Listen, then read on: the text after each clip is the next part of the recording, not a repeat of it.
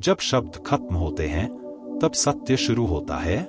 यह वाक्य कोई काव्यात्मक अलंकार नहीं, बल्कि चेतना की उस सीमा की ओर संकेत है जहां मन की सारी गतिविधियां थक कर गिर जाती हैं और अस्तित्व स्वयं को बिना किसी मध्यस्थ के प्रकट करता है। क्योंकि शब्द मन की उपज हैं और मन स्मृतियों, अनुभवों, सीखे गए ढांचों और समाज द्वारा दी गई परिभाषाओं का संग्रह है, जबकि सत्य किसी संग्रह का नाम नहीं, वह तो जीवित उपस्थिति है।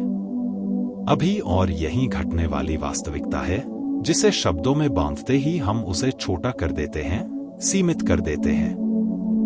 और इसी कारण ओशो जैसे मनीषी बार बार कहते हैं कि सत्य को जाना नहीं जाता, जिया जाता है, उसे कहा नहीं जाता, उसमें प्रवेश किया जाता है। क्योंकि शब्द संकेत भर हैं, उंगली हैं जो चांद की ओर इशारा करती है, लेकिन उंगली को पकड़ लेने वाला चांद को कभी नहीं देख पाता।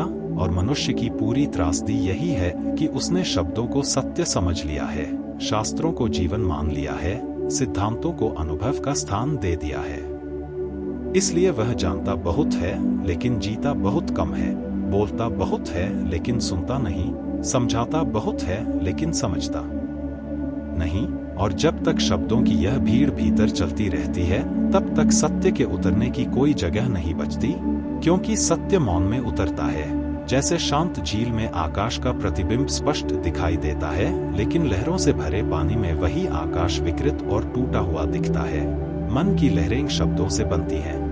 सोचो, नाम दो, तुलना करो, निष्कर्ष निकालो, और यही लहरें चेतना को अशांत रखती हैं।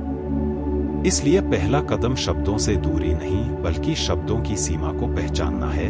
यह समझना है कि शब्द उपयोगी हैं व्यवहार के लिए, लेन देन के लिए, ज्ञान के संचार के लिए, लेकिन जीवन के सत्य को जानने के लिए नहीं, प्रेम को समझने के लिए नहीं, मृत्यु को देखने के लिए नहीं, और ईश्वर को तो बिल्कुल भी नहीं।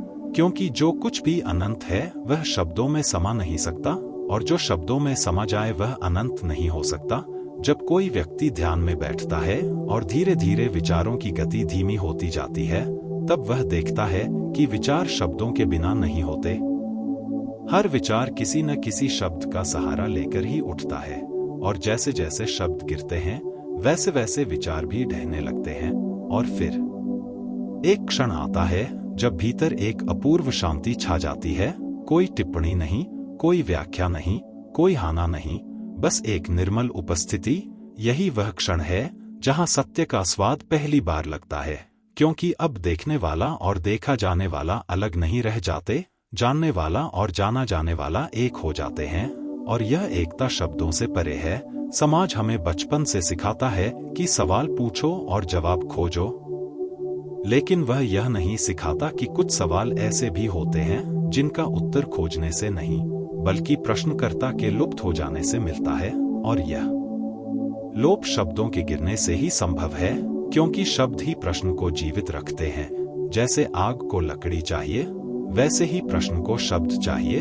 और जब शब्द नहीं रहते तो प्रश्न स्वयं बुझ जाता है। तब कोई उत्तर नहीं मिलता, बल्कि उत्तर की आवश्यकता ही समाप्त हो जाती है।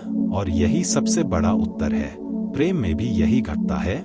जब दो लोग शब्दों से परे एक दूसरे के साथ होते हैं, बिना अपेक्षा, बिना मांग, बिना भविष्य की योजना के, तब प्रेम गहरा होता है।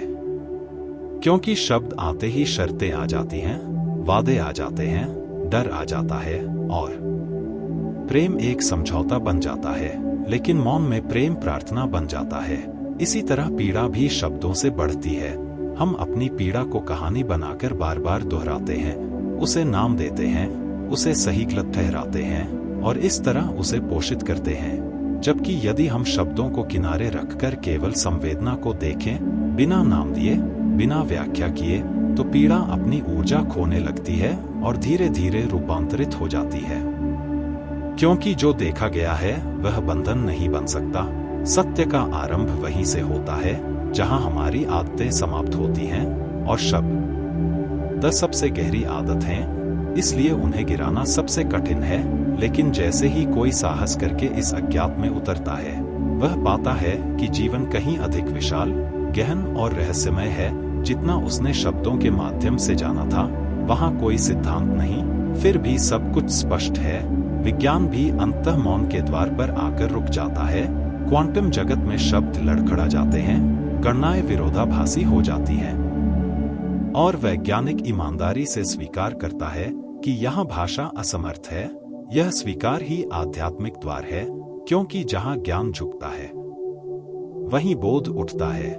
ध्यान का सार यही है कि हम शब्दों को दबाए नहीं, उनसे लड़े नहीं, बल्कि उन्हें गुजरने दें और उनके पार देखें। जैसे आकाश में बादल आते जाते हैं और आकाश उनसे अछूता रहता है, वैसे ही चेतना शब्दों के आने जाने की साक्षी बन जाए, और इस साक्षी भाव में धीरे धीरे शब्दों की पकड़ ढीली पड़ जाती है।